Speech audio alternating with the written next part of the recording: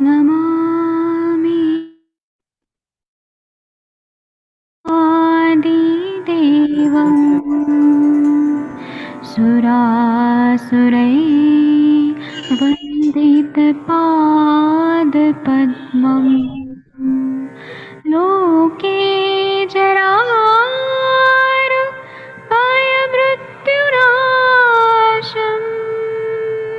दातारमीशम्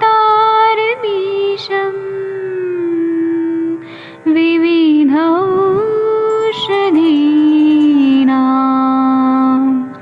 शङ्खं चक्रं जलौकां दधतं मृतघटं चारुतोर्भिश्चतुर्भिः सूक्ष्मस्वच्छादिरुद्यं शुकपरिविलसन् मौलिमम्भोजनेत्रम् कालाम्बोदोज्ज्वलाङ्गं कटितटविलसत् चारुपीताम्बराढ्यं वन्दे धन्वन्तरिन्तं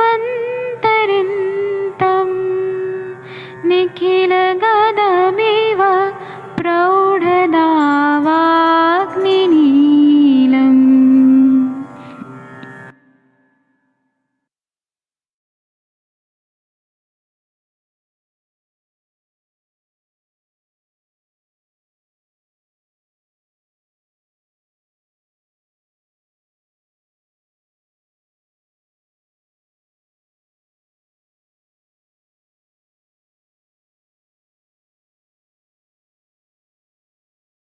प्रणाम सभी लोगों को। मैं वैद्य अरविंद पाठक पुणे महाराष्ट्र से आप सभी लोग का स्वागत करता हूं।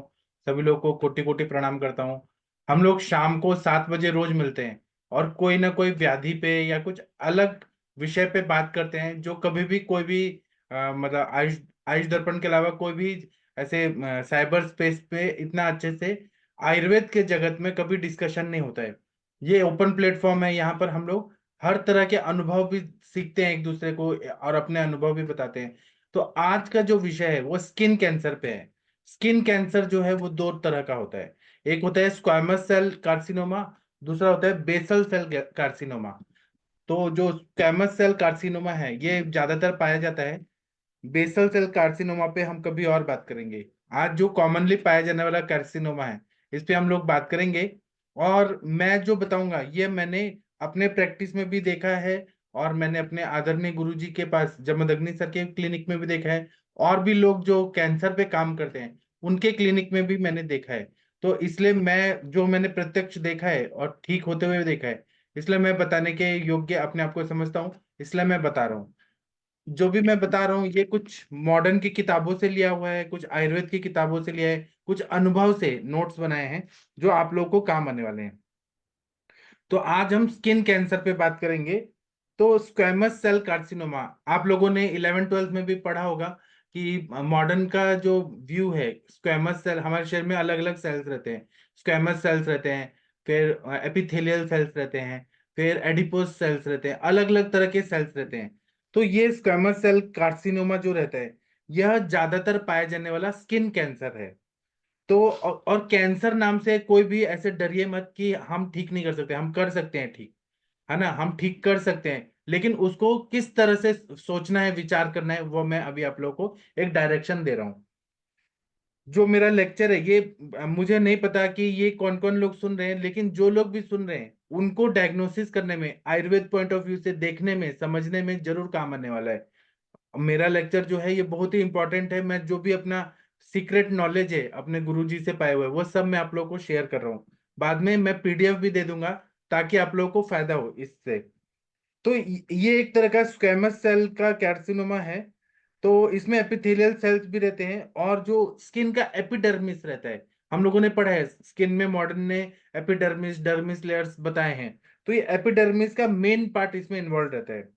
और ये कहाँ कहाँ ये सेल्स रहते हैं, एपिथेलियल सेल्स या स्क्वेमस सेल्स कहाँ रहते हैं? तो ज्यादातर डाइजेस्टिव ट्रैक्ट जो अंदर रहता है वहां पे रहते हैं, लंग्स के अंदर रहते हैं, या अलग अलग पार्ट में रहते हैं बॉडी में। तो इसमें एक तरह का ये कैंसर है जो कहाँ कहाँ होता है, तो लिप्स में होता है, होठों में होता है, मुंह में अंदर होता है, इसोफेगस जो है अपना फूड पाइप अन्न नलिका उसमें होता है, यूरिनरी ब्लैडर में होता है, प्रोस्टेट में होता है, लंग्स में होता है, वजाइना में होता है, और सर्विक्स के एरिया में भी होता है। जहां जहां स्क्वैमस सेल है, एपिथेलियल सेल है, वहां पर ये इस तरह का कैंसर हो जाता है। अब इसमें हम इसको कैंसर क्यों बोलेंगे, क्योंकि इसमें अनकंट्रोल मल्टीप्लिकेशन होता है सेल्स का, एपिथेलियल सेल्स का होता है, और उसमें कुछ अलग तरह का साइटोलॉजिकल चेंजेस रहते हैं, या जो टिश्यू का आर्किटेक्चरल कैरेक्टरिस्टिक है उसमें कुछ चेंजेस आते हैं। सेल डिफरेंशिएशन जो है वो कुछ अलग होता है।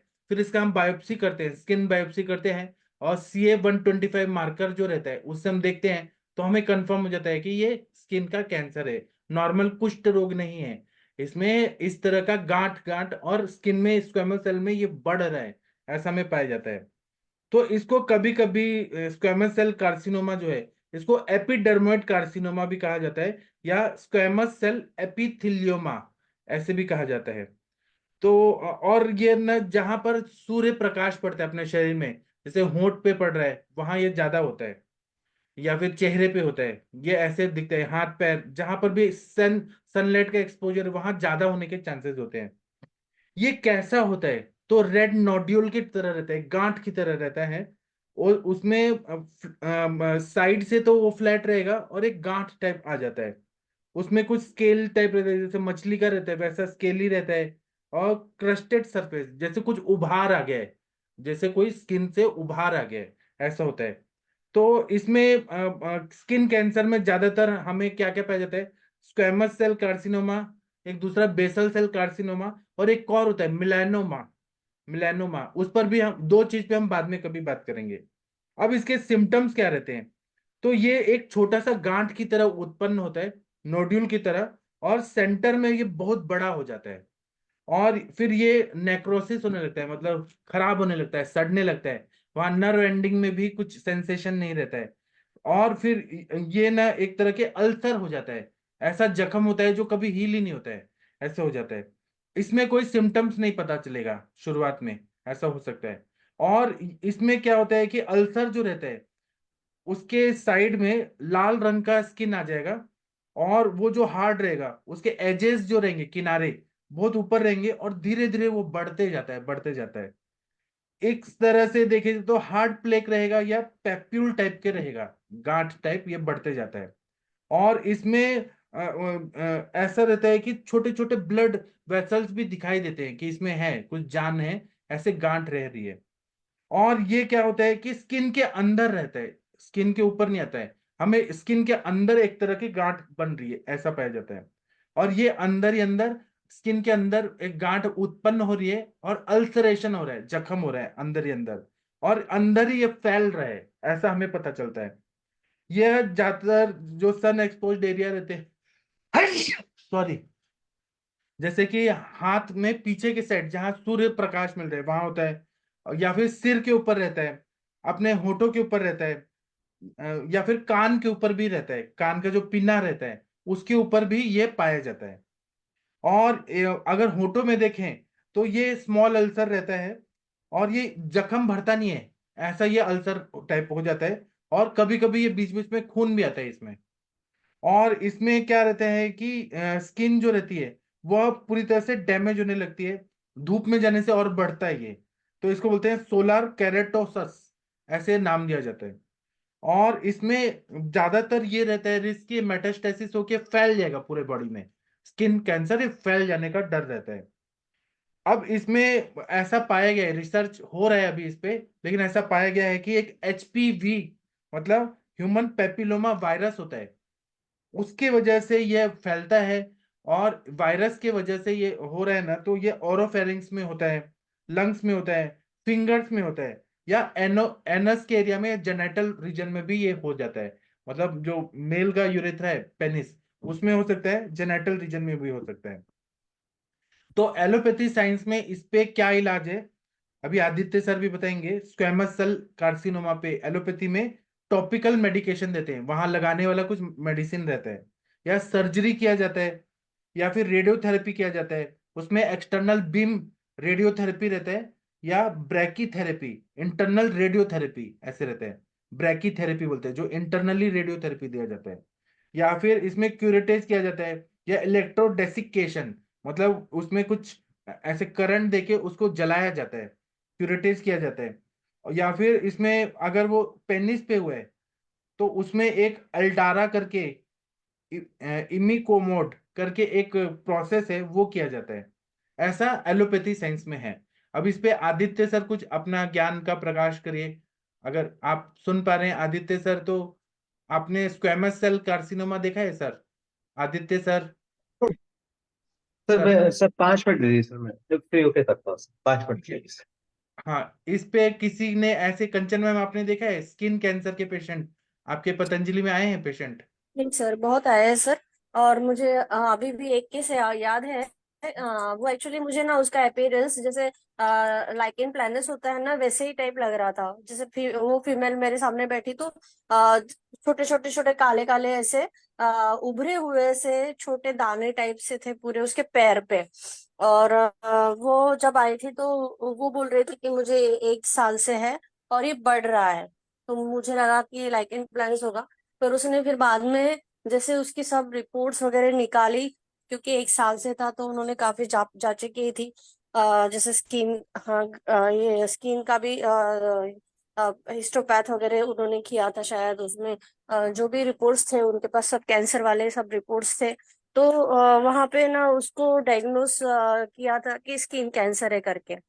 तो मैंने स्टार्ट किया था उनको मेडिसिन। पर मैंने उनको ना कुष्ठ की तरह ही उसको ट्रीट किया था। मतलब मुझे नहीं समझ रहा था, पर मुझे लग रहा था हम कुष्ठ में ही इसे लेंगे शायद। ये हो सकता है कि कुष्ठ का ही मतलब आगे का रूप वो दिखा रहा है, क्योंकि उसको ट्रीट नहीं किया गया है तो वो उसने और एक भयंकर रूप जैसे अभी अभी के इसमें हम कैंसर बोल रहे हैं उसको, तो वो कुष्ठ के जैसे ही मैंने उनको ट्रीट करना स्टार्ट किया था सर। और एक केस मुझे अभी भी याद है।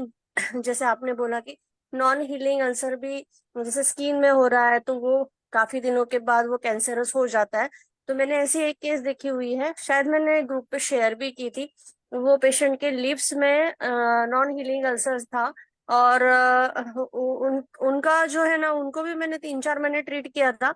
वो हील तो हो जाता था, पर पता नहीं वो शायद पेशेंट हेतु सेवन ऐसा करती थी कि वो फिर से वापस हो जाता था। और पूरा पस पस बनता था, फूट जाता था उनका लिप्स। मैं हमेशा बोलती थी इसको हम कुछ टेस्ट कराते हैं कैंसर की, पर वो मानते नहीं थे क्योंकि 70 एज था और उनको लग रहा था कि अगर ये कैंसर आ गया तो वो डर लग रहा था उनको, इसलिए वो करना ही नहीं चाह रहे थे। तो मुझे लगता है कि वो पेशेंट हो सकता है कि स्किन कैंसर में कन्वर्ट हुआ है आगे, फिर बाद में नहीं वो मिली मुझे। फिर जैसे सर ये तो मैंने काफी पेशेंट देखे इसके।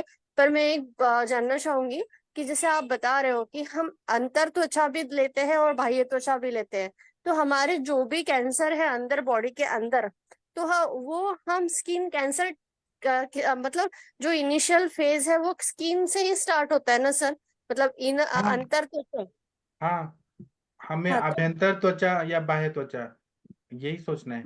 मतलब कोई भी अब ब्रेस्ट कुष्ठ में की हो ही रहा है या चिकित्सा फिर। करनी है, ऐसा मत घबराइए मत कि इसको कैंसर, कुष्ठ की ही चिकित्सा करनी है, और या फिर ग्रंथि विसर्प ही करना है इसको। अगर वो फैल रहे, विसर्पण गति है, तो ग्रंथि विसर्प बोलिए, और नहीं तो ये कुष्ठ ही है। ऐसा घबराने वाली बात नहीं है। जी सर, मतलब आप जैसे पढ़ाते हो ना तो एक एक पॉइंट इतना अच्छे से क्लियर हो जाता है ना, जैसे आपने अभी बताया कि वो त्वचा के अंदर भी है तो भी मतलब अभी मेरा पॉइंट क्लियर हो गया कि मैं आगे के लिए उसको वैसे भी देखूं, क्योंकि ट्रीटमेंट करते समय हमें उस वैसे भी सोचना पड़ता है बहुत बार। और जी सर। कुष्ठ में कैसे रहता है, अल्सरेशन नहीं होता है इसमें, कैंसर इसलिए हो जाता है क्योंकि इसमें जख्म होता है, अल्सरेशन हो जाता है। जी सर। हाँ, थैंक यू इसको सो ध्यान मच, में रखना बहुत चाहिए। यूजफुल रहते हैं सर आपके लेक्चर सच में। हाँ, सर अभी आपके पास पेशेंट आएंगे तो आप लोग और देखिएगा तो और समझ आएगा। हाँ, अभी जी आदित्य सर बताइए sir. Sir squamous cell carcinoma जैसे अगर स्किन का कैंसर होता है ये, और इसमें स्किन इस तरीके से रहती है कि जैसे हमारी चमड़ी में जो सेल्स मिलते हैं उस टाइप के सेल्स रहते हैं, लेकिन एटिपिकल सेल्स रहते हैं। तो जब ये एक तरफ बढ़ते हैं तो हम इसका जो सबसे प्राइमरी ट्रीटमेंट होता है सर वो सर्जरी होता है एक्चुअली में। और इसके जो रिस्क फैक्टर्स जैसे रहते हैं कि कब ज्यादा चांस होगा मेटास्टेसिस का।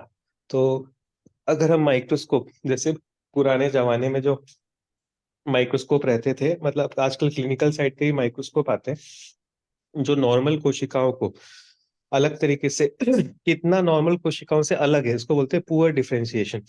तो जितना नॉर्मल कोशिकाओं से अलग हो जाता है वो विषाक्त कोशिका हो जाती है, उतना ज्यादा हाई रिस्क बोलते हैं।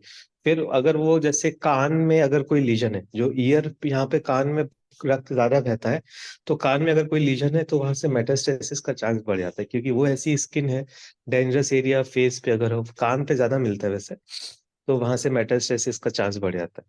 फिर अगर उसका गर्थ कितनी, मतलब मोटापा, वो ज्यादा बड़ा लीजन है, यानी वो फिर ब्लड के द्वारा दूसरी जगह भी जा सकता है।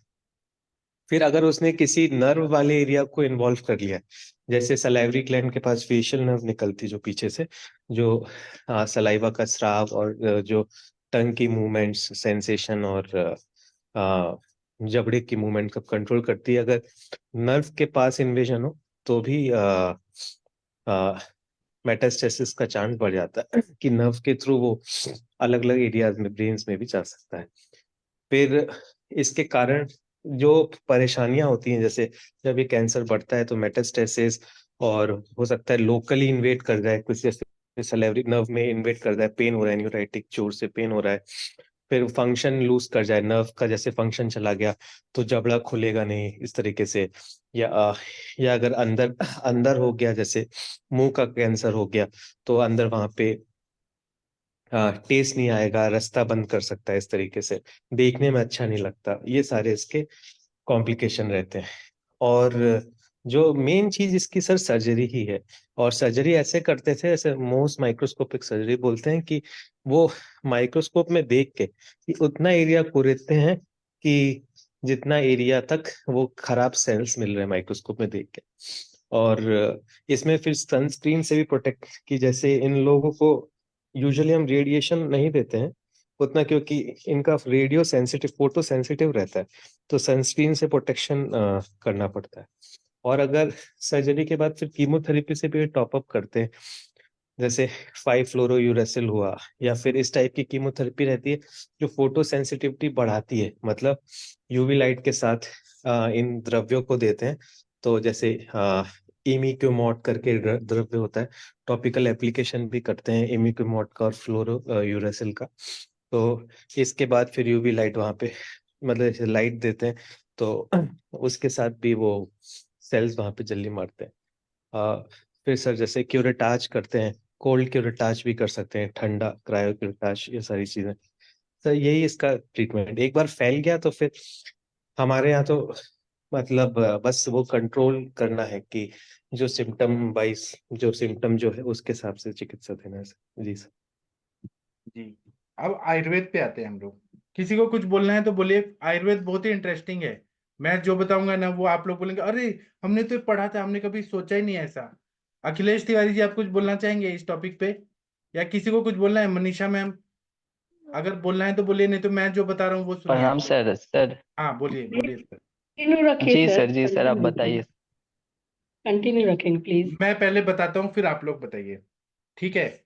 इसमें हमें ये देखना पड़ता है कि इसमें अल्सरेशन हो रहा है और रुक्षता भी आ रही है, तो वात पित्तहर चिकित्सा, रक्त प्रसादन की दवाइयां और कुष्ठग्न दवाइयां।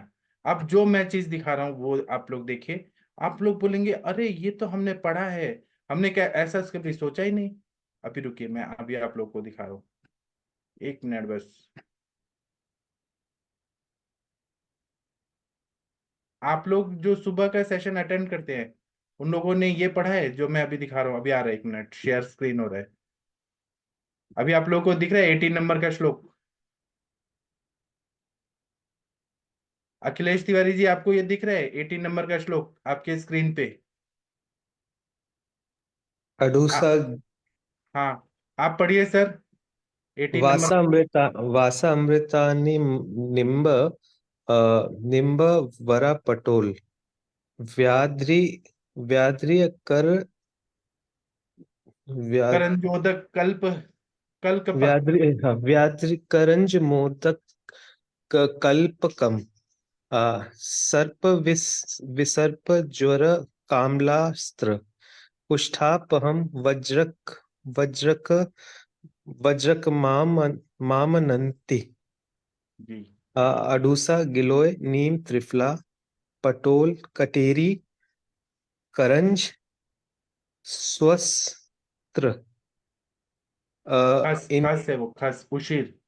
अच्छा खस, इनके कल से पकाया घृत विसर्प ज्वर कामला रक्तपित्त और कुष्ठ को नष्ट कर देता है। इस घृत का नाम वज्रक घृत है। हाँ, जी सर। देखिए इसमें सिंपल सिंपल दवाइयां है। अपने वाघभट जी के टाइम पे भी ये सारा प्रॉब्लम होता था, स्क्वैमस सेल कार्सिनोमा। तो ये चिकित्सा है ना अपने ग्रंथों में, ये दीजिए और पेशेंट ठीक हो जाते हैं, 100% ठीक हो जाते हैं। और देखिए एक और है, ये कोई पढ़िए, वीना मैम आप पढ़ेंगी? डॉक्टर वीना मैम आप ये श्लोक पढ़िए प्लीज। हाँ, पढ़ती हूँ।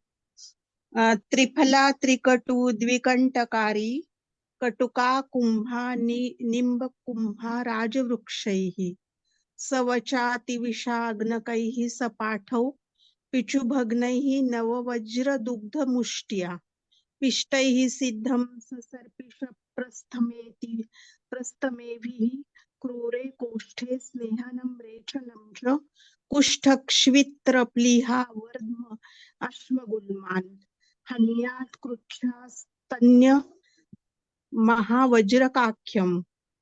हाँ, हिंदी वाला पढ़िए मैम। त्रिफला त्रिकटु कटेरी बड़ी कटेरी कुटकी दंती मोगला एरंड अमलतास वच अतीस चित्र पाठा प्रत्येक एक एक कर्ष नूतन समूही का दुग्ध एक पल लेकर इन औषधों को पीस कर इससे घृत को एक प्रस्थ चौगुने पानी में सिद्ध करे। क्रूर कोष्ठ के लिए यह एक उत्तम स्नेहन और विरेचक द्रव्य है। कुष्ठ श्वित्र प्लीहा वर्धम पाथरी और गुल्म की कष्ट साध्य हो रोग है। इसको भी यह महावज्र घृत नष्ट कर देता है। जी मैम, इसका नाम वज्रक घृत क्यों है? वज्रक का मतलब क्या होता है? वज्र यानी इंद्र के पास जो रहता है उसको, हथियार इंद्र का, हाँ उसको वज्र दधीची दी बोलते का हैं। है ना, दधीची हाँ, दी का इंद्र। दधीचि जी का जो स्पाइनल कॉर्ड है, पूरा स्पाइनल वो बैकबोन है, उससे बनाया हुआ है। तो ये इसका नाम ये महावज्रघृत क्यों बताया? कुछ तो है ना इसमें। इसको आप दीजिए ना स्किन स्क्वैमस सेल कार्सिनोमा में, बेसल सेल कार्सिनोमा में दीजिए ना, और रिजल्ट नहीं आए तो फिर आप बोलिए 100% ये दवाई है आयुर्वेद में। लेकिन लोगों को बताया नहीं जाता, जो लोग करते हैं वो बताते नहीं है सीक्रेट। ये मैंने देखा है अपने सर के क्लिनिक में, ठीक हो जाते हैं पेशेंट। हाँ, आपने यूज किया है महावज्र घृत कभी? मैंने किया है मैम, सच में फायदा हो जाता है, ठीक हो जाते हैं पेशेंट। कौन से कंपनी का मिलता है नहीं, ये महावज्र? बनाया बनाया है, कंपनी अच्छा, का मुझे नहीं पता। ये सब ओके। बनाया है और सच में फायदा होता है। और जो ऊपर वाले द्रव्य है ना वो सारे हील करते हैं, अल्सरेशन अगर होता है, मेटास्टेसिस होता है, सच में ठीक होते हैं। डोज में बता रहा हूँ, पहले आप मेरा बात सुनिए। अभी इसी में हम चिकित्सा में और क्या कर सकते हैं? इसको ये डर के मत सोचिए कि कैंसर है, इसको सोचिए कि कष्ट साध्य कुष्ठ है, ऐसा सोचिए। तो इसमें और धातुगता अवस्था है, इसमें धातुओं में ज्यादा ये चला गया है, ऐसा सोच के पटोल मुलादि कषायम ये शोधन करता है। इसको 6 दिन तक देना है, शोधन करता है पूरा। फिर पटोल कटु रोहिणी आदि कषायम, फिर निशोत्तर मादि कषायम, निशोत्तर से बना हुआ कषाय शोधन के लिए दिया जाता है। 60-60 ml सुबह शाम खाने के पहले दिया जाता है। शरीर की शुद्धि करता है, पूरा सारे स्त्रोत को खोलता है। फिर इसमें हम लोग गुड़ुच्यादि कषायम, अभी आप जो जो मैं बोल रहा हूँ यहाँ देखिए महावज्रघृत में आ रहा है। गुड़ुच्यादि कषायम, फिर महामंजिष्टादि कषायम, फिर वज्रक कषायम ऐसा बोला है। निम्बादि कषायम, देखिए इसमें भी नीम है। फिर तिक्तक कषायम, इसमें भी अडुलसा है, अडुलसा को भी तिक्त बोलते हैं। फिर महातिक्तक कषायम, फिर आरगवद अमृतादि कषायम, इसमें देखिए गिलोय है, आरगवद और ऐड किया, मतलब यही सारे द्रव्य जो हैं ये ठीक करते हैं, अवस्था के हिसाब से देना पड़ता है। फिर उसके बाद में कैशोर गुग्गुल, पंचतिक्त घृत गुग्गुल, अमृता गुग्गुल, त्रिफला गुग्गुल, एकेटी जो है सूक्ष्म त्रिफला और एकेटी, शिवा गुलिका, गुग्गुल पंचपल चूर्ण टैबलेट। फिर इसमें घृत देते हैं तो महावज्र घृत बताया है, ऐसा हमारे सर लोगों ने नोट्स में बताया है हमें कि सच में देना चाहिए। जो वाग्भट के इसमें बताए, कुष्ठ रोगाधिकार में बताया, वज्रघृतम बताया, महातिक्तघृतम बताया और तिक्तघृतम। अभी देखिए इसी में, इसी अध्याय में देखिए, मैं जो बोल रहा हूँ वो झूठ नहीं बोल रहा हूँ। हाँ, अभी ये श्लोक आप लोग पढ़िए प्लीज। आप लोग सोचते हैं कि कैंसर हो गया, स्किन कैंसर, तो वो ऑन्कोलॉजिस्ट ही कर सकते हैं। ऐसा नहीं है, हम लोग कर सकते हैं। हमारे पास पेशेंट आए और हम कर रहे हैं। अब ये पढ़िए, कौन पढ़ेगा दूसरा, तीसरा, चौथा, पांचवा, छठवा, सातवां नंबर का श्लोक? प्लीज कोई पढ़िए, कौन पढ़ेगा? कौन पढ़ना चाहेगा? बट जी, कोशिश करती हूँ सर, हाँ, सुधारेंगे। पित्तज कुष्ठ चिकित्सा, पटोल निम्ब, कटुकादार विपाठा, दुरालभा, पर्पटम त्रायमाणम च पलाशम पाचेदपाम, धाड़ के अशांशेषे तेन कर्षो अनित तैरे तस्था, रायन्ति मुस्तभुन्निम्बा कलिंग अण चंदनहि सर्पिशो द्वादशफलम पतेत पतेत तिक्तकम जयेत, पित्त कुष्ठपरो सर्पी पिटिका दाहत्र अडा दाहत्र अभ्रमान कंडुपायाम यान दंडान दुष्ट नाड़ी व्रणा पचिः विस्फोट विद्रधि गुल्म शोफोन्माद दान्यपि हृदयो गति मरिभ्या अंग ग्रहणी शिवत्र कामलाः भगंदर स्मार मुदरम प्रदरम गरम अर्षो अक्ष्निपित्त मन्याश्च सुकृष्ठान पित्तजान गदान। अभी यहाँ पे देखिए, पित्तजान सुकृच्छान ये शब्द बोला है, जो सुकृच मतलब ठीक से जल्दी ठीक नहीं होने वाले जो पित्तज कुष्ठ हैं, इजीली ठीक होने वाले नहीं है। और यहाँ पे अल्सरेशन दिख रहे हैं हमको, दाह पाक वगैरह दिख रहा है, ऐसे व्याधियों में ये ठीक करता है। अब इसके हिंदी वाला पढ़िए मैम। जी सर, जी सर, पेशेंट भी आ गए। अच्छा, जी कोई और पढ़िए प्लीज। हाँ, नहीं एक पढ़ रही हूँ सर, पढ़ रही हूँ, बैठेंगे उधर वो। ये बहुत इंटरेस्टिंग है मैम, आपको पेशेंट सारे कैंसर वाले ठीक होने वाले हैं, स्किन कैंसर के।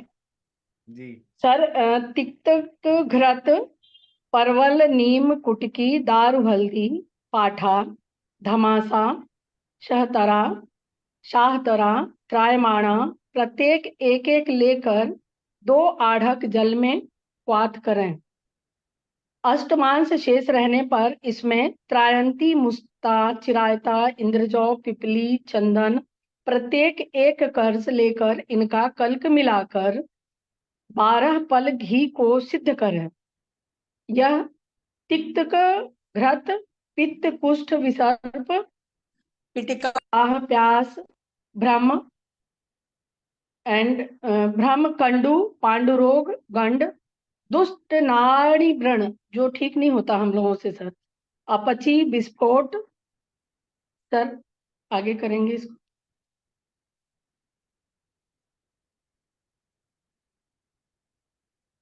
जी, विद्रधि गुल्म शोभ उन्माद, उन्माद में भी उपयोगी है। मद हृदय रोग तिमिर व्यंग ग्रहणी शिवत्र कामला भगंदर अपस्मार उदर प्रदर गर्भिश अर्श रक्तपित्त और दूसरे कष्ट साध्य पित्त जन्य रोगों को नष्ट करता है। चरक सुश्रुत में पाठा के स्थान पर त्रिफला लिया गया है। 12 पल घृत सिद्ध करने में अधिक गुणकारी होता है। जी हाँ, सर। तो अभी देखिए, कष्ट साध्य पित्त जन्य रोगों पे, और ये कौन सा अधिकार है? कुष्ठ रोगाधिकार है। तो हमारा जी चिकित्सा नहीं बताया क्या? वाग्भट जी ने जो बताया हमको दिया नहीं है क्या? आप चिकित्सा करिए ना, क्यों नहीं पेशेंट ठीक होंगे? एक और श्लोक पढ़ना है, और महातिक्तघृत कौन पढ़ेगा? ये जो चीजें बताई है वो सच में फायदा करती है। कौन पढ़ना चाहेगा श्लोक? पित्तज कुष्ठ में महातिक्त घृत हाँ, सतच्छदः पर्पटकः शम्याकः कुटका वचा त्रिफला पद्मकं पद्मकं पाठा रजन्यो सारिवे कणे निम्ब चंदन यष्ट यष्ट या यष्टाभ्य यष्ठाव्य विशाले विशालेन्द्रियवामृता किरातिक्तकं सेव्यं वृषो मूर्वा शतावरी शतावरी पटोला पटोला इति विशा मुस्ता त्रायन्ति धन्वाय हाँ धन्व्यासकम जी वनव्यासकम तर्जले अष्टगुणे सपिन दिन सप्पी द्विगुणाम्ल की रसे सपि द्विगुणाम्लकी रसे सिद्धम तिक्त अन्माहतिकम महातिक्त सिद्धम तिक्तन महातिक्त तिक्तकम गु- गु- गुणे गुणैरप्यधिकं मतम रम रम्भ्यधिकम मतम जी महातिक्त घृत जी सप्तपर्ण शाहतरा अमलतास कुटकी वच त्रिफला पद दिख नहीं रहा सर माक पद्माकाष्ठ पद्माक पद्माक पाठा हल्दी दारू हल्दी सारिवा पिप्पली नीम चंदन मुलेठी इंद्रायण इंद्रजौ गिलोय चिरायता खस मतलब उशीर खस खस हाँ खस उशीर अड़ूसा मूर्वा शतावरी पटोल अतीस मुस्ता त्रायंती धामासा इनके कल्क से घी से 8 गुने जल में एवं घी से 2 गुने आंवले के रस में सिद्ध किया महातिक्त घृत पूर्व तिक्तक घृत से अधिक गुणकारी है। हाँ उससे भी ज्यादा पावरफुल है। अभी मुझे आप लोगों को ये बात बताना जरूरी समझता हूं मैं कि आज से 20 साल 30 साल पहले जो आयुर्वेद के दिग्गज वैद्य लोग थे, मैं किसी का नाम नहीं बोलूंगा, लेकिन वो ऑस्ट्रेलिया जाते थे, अमेरिका जाते थे, कनाडा जाते थे। वहां के साइंटिस्ट लोग को ये बोलते थे कि हमारा आयुर्वेद यूज करके आप क्लिनिकल ट्रायल करिए, और वहां के डॉक्टर्स को पता चल गया कि ये सब दवाइयों में स्किन कैंसर में फायदा होता है, लेकिन इंडियन लोग को नहीं बताते थे। सोचिए कितना शर्म की बात है। और हमारे लोगों को मालूम ही नहीं है कि ये सब चीजें हैं। बस एक डायरेक्शन देने की जरूरत है, ये आप यूज करिए। अभी कल आदित्य सर ने मतलब मैं एक फ्यूचर में बोल रहा हूँ, आदित्य सर ने 1 लाख कैंसर के पेशेंट ठीक कर दिए अपना एक फॉर्मूला बना के। तो हम बोलेंगे आदित्य सर ने कर दिया, लेकिन आयुर्वेद वाले क्यों नहीं कर रहे हैं? सब लिखा तो है, विश्वास श्रद्धावान लभते ज्ञानम जो बोला है ना, आप लोग करिए, सच में फायदा होता है। बिल्कुल डरने की जरूरत नहीं है कि कैंसर लेके पेशेंट आए तो हम कैसे करेंगे। यही सब चीजें देनी है, यही सब शोधन स्नेहपान जो बोले वही करना है। इसी में हम लोग और क्या देते हैं तो उशिरासव, सारीवाद्यासव, चंदनासव, परपट्टकाद्यासव, फिर उसमें हम लोग रस माणिक्य देते हैं, आरोग्यवर्धिनी वटी देते हैं जो कुष्ठ रोगाधिकार में है ना। और उसमें बाह्य प्रयोग में उद्वर्तन कराते हैं, जो आरोग्य अध्याय जो बोला है चरक संहिता में 3रा चैप्टर सूत्र स्थान में, उसके उद्वर्तन बहुत सारे उद्वर्तन बताए, वो दे सकते हैं। मैं एक लेक्चर लूंगा उस पर और बताऊंगा। अभी हम त्रिफला चूर्ण का उद्वर्तन कर सकते हैं, मतलब पाउडर लेना है और पूरे बॉडी में रगड़ना है, जहां जहां स्किन में है प्रॉब्लम पूरे बॉडी में रगड़ देना है, जैसे उपटन लगाते हैं, है ना। या तेल डालिए, सरसों का तेल डालिए या कोई भी महामरीच आदि तेल डालिए, पूरा बॉडी में उपटन टाइप लगा देना है। साबुन से नहीं नहाना है, उसको लगा के फिर नहाना है। फिर निषादी उत्वर्धन चूर्णम, निषादी मतलब हल्दी। फिर दुर्वादी प्रलेपम, दुर्वा लाना है, उसका चटनी बनाना है और दुर्वा लगा देना है जहां जहां ये स्क्वेमस सेल कार्सिनोमा है। निम्बादी, नीम का निम्बादी चूर्ण है, वो सहस्त्रयोगम है, उसका चूर्ण लेना है और पूरा बॉडी में लगा देना है। फिर शब्दोद्घृत लगा देना है, जहां अल्सरेशन है लगाइए ना, ठीक होते हैं ना पेशेंट। फिर उसी तरह से हम लोग तुवरक तेल भी लगाते हैं, भल्लातक तेल लगा, जैसे अवस्था है वैसे। गरम तेल कहाँ लगाना है? जहाँ पे क्लेद है बहुत ज्यादा, कफ जन्य कफ प्रधान कुष्ठ है। अभी देखिए नीचे अगर हम लोग श्लोक देखेंगे, आगे का क्या है? कफोत्तरे घृतम सिद्धम निम्ब सप्ताव चित्र कही कुष्ठोष्णव वचा शाल प्रियाल चतुरंगुल ही। अब कफ प्रधान अगर है, जैसे कंडू है, क्लेद है, तो हम नीम सप्तपर्ण चित्र कूट मरीच वचा शाल प्रियाल अमलतास के कल्क से सिद्धघृत लेके वो करना है। उसके बाद नीचे देखिए, जो मैं बता रहा हूँ अपने नोट से वही चीज है, 12 नंबर का श्लोक देखिए, सब कुष्ठों में भिलावे का तेल, तुवरक का तेल, सरसों का तेल पीने के लिए बोला है, और वायुडंग हरित की भिलावे से सिद्ध घृत पीना है।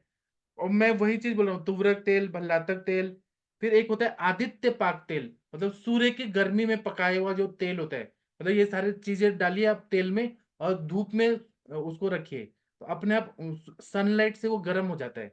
ऐसे आप 21 दिन तक करिए, तो उसको बोलते हैं आदित्य पाक तेल, मतलब उसमें हम लोग गैस का गर्मी नहीं देंगे, वो सनलाइट से पक जाता है, सिद्ध होता है। जैसे दुर्वादी तेल या गुगलू मरीचादी तेल, गुगलू मरीच आदि तेल में क्या है, मनशिला, काशी, सर्जरस और तालक, हरताल, ये डाला हुआ है। इसी तरह से गुंजा नाम का जो वनस्पति, उसका बीज होता है गुंजा तेल, वो भी फायदा करता है। या जीवंत्यादि यमकम, जिसमें तेल और घी मिक्स है, सिद्ध मतलब जीवंत्यादि यमकम, तेल से भी और घी दोनों मिक्स करके बनाए, ये सब करिए ना, आपको सच में फायदा होगा। जो मुझे फायदा हुआ है वो मैं आप लोगों को बताता हूँ, मैं कोई भी चीज झूठ नहीं बोलता हूँ। मुझे रिजल्ट आता है स्क्वैमस सेल कार्सिनोमा के पेशेंट को। तो अभी आप लोग को क्या आज का लेक्चर कुछ काम आया क्या? कंचन मैम बताइए, मनीषा मैम। बहुत बहुत जी सर, यूजफुल है सर। मैम एक सेकंड लूंगी। आदित्य पाकम जो तैलम है सर, इसको मैं यूज की हूँ। जहां भी ऊपरी जैसे फफोले आ जाते हैं, अल्सर जैसे आ जाते हैं, उसमें लगाने पे 24 आवर में ही इसमें रिकवरी मिल जाती, शांत हो जाते हैं। बहुत ही बढ़िया तेल है ये आदित्य पाकम। जी जी सर, ये हाँ, बताना था। कंचन मैम आप क्या बोल रही थी? और सर आदित्य पाकम तेल, ये हम लोग यूवी लाइट कर रहे हैं ये सब, ये तो इतना अच्छा हमारे उसमें बताया गया सर हाँ शास्त्रों में। वही ना सर, नेचुरल वे से बनाया हुआ, सच में। कंचन मैम आप कुछ बता रही थी? जी सर, मैं बोल रही थी कि हम एक्चुअली आपने जैसे अभी बताया, हमें सच में वैसे सोच के घृत खुद होके बनाने चाहिए। अभी हम आगे से ऐसे ही करने की कोशिश आप करेंगे। आप लोगों को ये कॉलेज में सिखाया गया है कि कैंसर का इलाज है, स्क्वैमस सेल कार्सिनोमा का इलाज है? जो लोग बड़े बिल्कुल बड़े नहीं लोग हैं सर, कभी बताते हैं अपना फॉर्मूला? बिल्कुल नहीं बताते सर। हाँ, और आप ये मैंने बिल्कुल। मैंने क्या बताया, मैंने तो वाग्भट ही बताया कि ये सच में यूज किया जाता है और रिजल्ट आता है, और मैंने अपने सर के क्लिनिक में देखा है, होता है, रिजल्ट आता है। वही चीज तो मैं आप लोगों को शेयर कर रहा हूँ कि आप करिए और घबराइए मत, हम कर सकते हैं कैंसर के पेशेंट को ठीक। जी सर। जी, इस पे अनुरिता मैम आप कुछ बोलना चाहेंगी इस टॉपिक पे? आज का जो टॉपिक है आपको कैसा लगा अनुरिता मैम, अगर सुन पा रही हैं तो बताइए। Sir devotedly I was waiting for this type of topic because मैं ट्रैवलिंग में थी, तो मेरा आधा लेक्चर गया था। पक्का लिंक भेजिएगा सर। स्क्वैमस सेल कार्सिनोमा इतना बढ़ता जा रहा है, मतलब, और इतने अच्छे रिजल्ट है आयुर्वेदिक के। आपने तो इतना सिंप्लीफाई करके बता दिया है, literally on any stage, SSC grade 2, SSC grade 3। Because मेरे रिवर्सल के जो पेशेंट है, जिनको केमो रेडियो उसके बाद में सर्जरी के बाद में भी प्रॉब्लम है, ऐसे पेशेंट जो थे वो पूरे मेटास्टेसिस से भी वापस आए हैं। बस उसको स्टेज आगे ना जाते हुए प्रॉपर स्क्रीनिंग करके आपने जो बताया, ये सारी चीजें बहुत अच्छा फायदा देगी सर। और इसको इस विचारधारा से मैंने कभी, भले मेरे ट्रीटमेंट में गुडुची, किरातिक, ये सारी चीजें पटोल से लेके सारी चीज रहती, लेकिन उसके पीछे का सोचना रक्त दृष्टि और पित्त दृष्टि अलग अलग थी।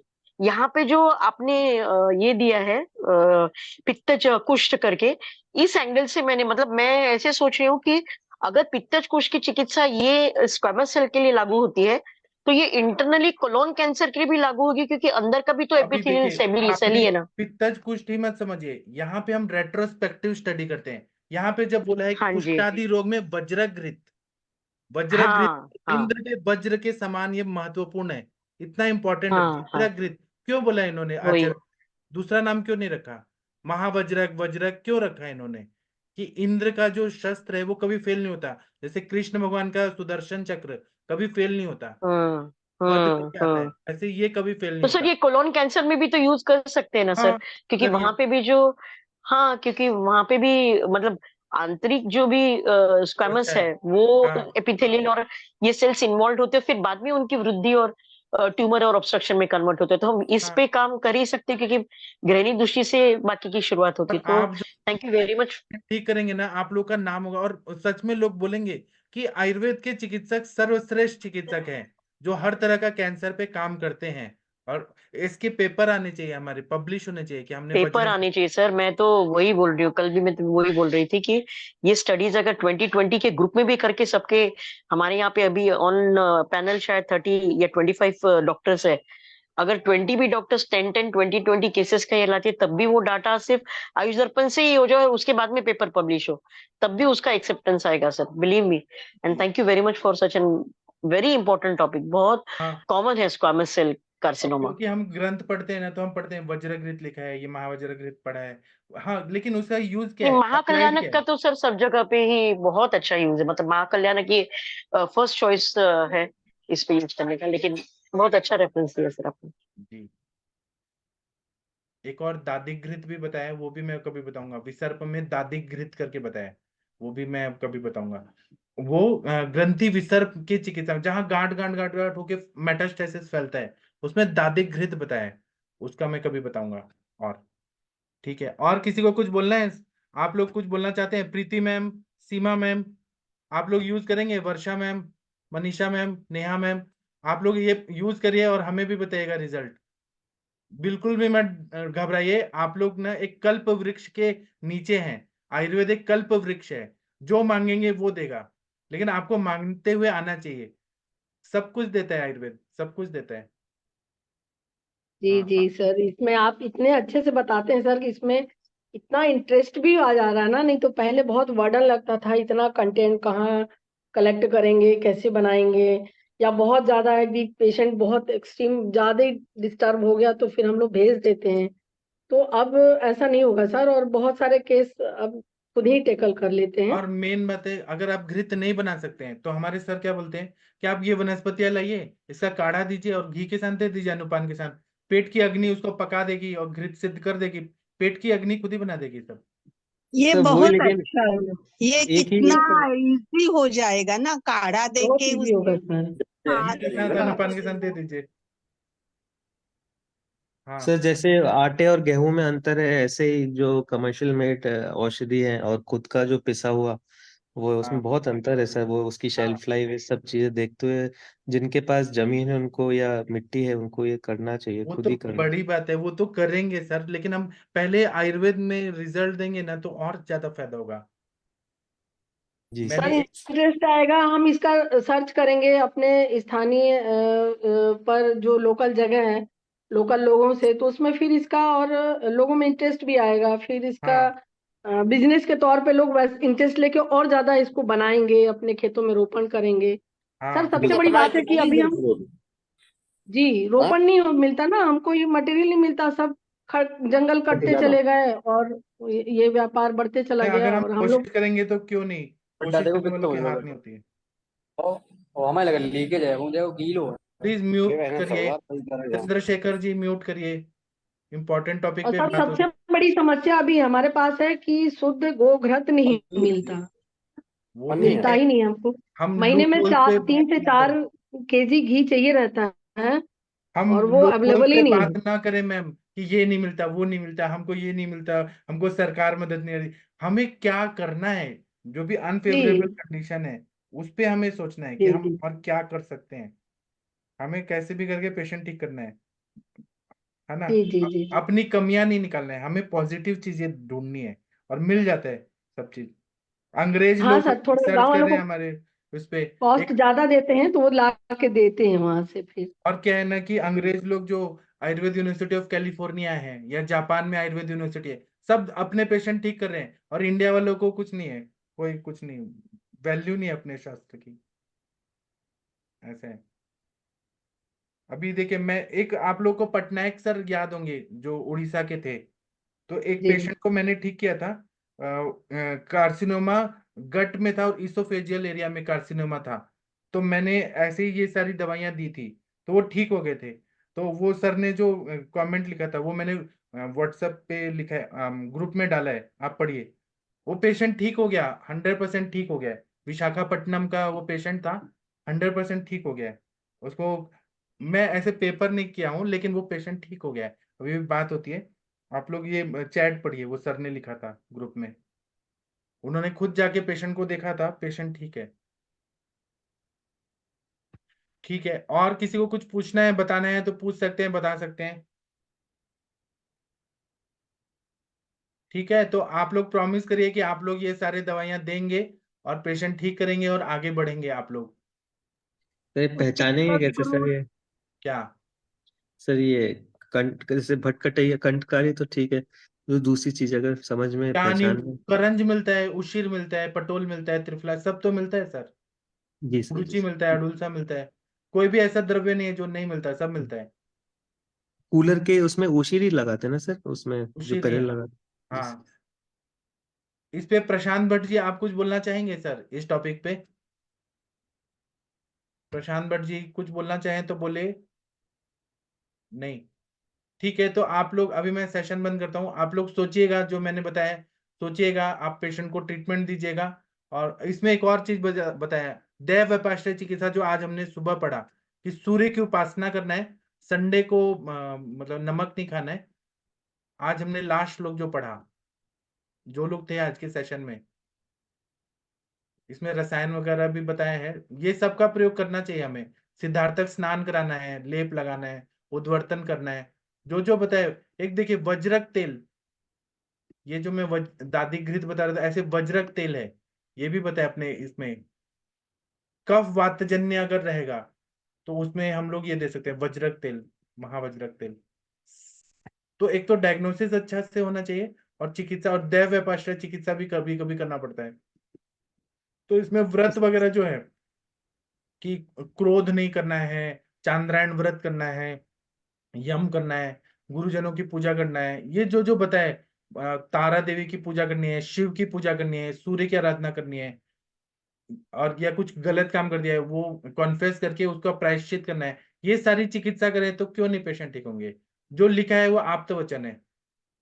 तो सर पूर्णिमा में फुल डाइट, और उससे अमावस्या होते होते एक एक ग्रास कम, और फिर अमावस्या के बाद एक एक तो ग्रास कुछ बढ़ाना। नहीं खाना, कुछ नहीं खाना। हाँ, जी सर। फिर उसके बाद अमावस्या से फिर शुरू करना है, पूर्णिमा तक फुल डाइट करना है। ये जी चांद्रायण व्रत हमने अपने वेदों में लिखा हुआ है, पुराणों में, उपनिषद में लिखा हुआ है। ऐसा बोला जाता है कि ऐसा करने से भगवान की कृपा तुरंत प्राप्त होती है, कुंडलिनी जागृत होती है, और हमें सब दिव्य दृष्टि प्राप्त होती है, और सारे पाप नष्ट हो जाते हैं। पूर्व जन्म में जो भी कर्म किए हैं, मतलब बुरे कर्म, वो सब नष्ट हो जाते हैं। सर इसमें साल्टलेस फूड रहता है ना? हाँ, नमक नहीं नमक खाना। नहीं रहता इसमें? हाँ, कम से जी। कम संडे संडे को तो हम कर ही सकते हैं कि नमक न खाएं और सूर्य की पूजा करें, सूर्य का उपवास करें। जी। सर, गोदंती चलता है ना सर व्रत में, मतलब ऐसे नमक अगर नहीं खाए थोड़ा बहुत? नहीं, ऐसे तो हम लोग सेंधा नमक खाते ही है ना। जी सर, प्लीज। हाँ, संडे संडे को तो किया जा सकता है। ठीक है, तो अभी आप लोग कुछ बोलना चाहते हैं इस टॉपिक पर? नहीं बोलना सर चाहते? इसमें चंद्रायण में क्या होता है, 15 निवाले बड़े बड़े अपने वो केले के पत्ते पर रखते हैं, और सूर्य की स्तुति करके, आदित्य स्त्रोत करके, और फिर वो 15 निवाला खाते हैं, फिर एक एक कम करते जाते हैं, और फिर वहां से फिर उसको रिपीट करते हैं। जी। इस व्रत का फिर पारायण करते हैं वहां पर। जी, जी। गरुड़ पुराण में लिखा है कि जिस इंसान ने चांद्रायण व्रत नहीं किया, पूरी जिंदगी भर केवल लड़ाई झगड़ा किया, दूसरों को दुख दिया है, तो उनको नरक प्राप्त होती है। तो ऐसे बहुत सारे रेफरेंस है चांद्रायण व्रत के, आप लोग देखिएगा, उसमें है। ठीक है, तो अभी हम सेशन बंद करते हैं। आप लोग सोचिएगा जो मैंने पढ़ा है, पेशेंट देखिएगा, ट्रीटमेंट दीजिएगा। ऑल द बेस्ट सभी लोगों को, और आप लोग सक्सेसफुल होइएगा। Thank you sir, thank you. Thank you, thank you. अब हम 8:15 पे मिलेंगे।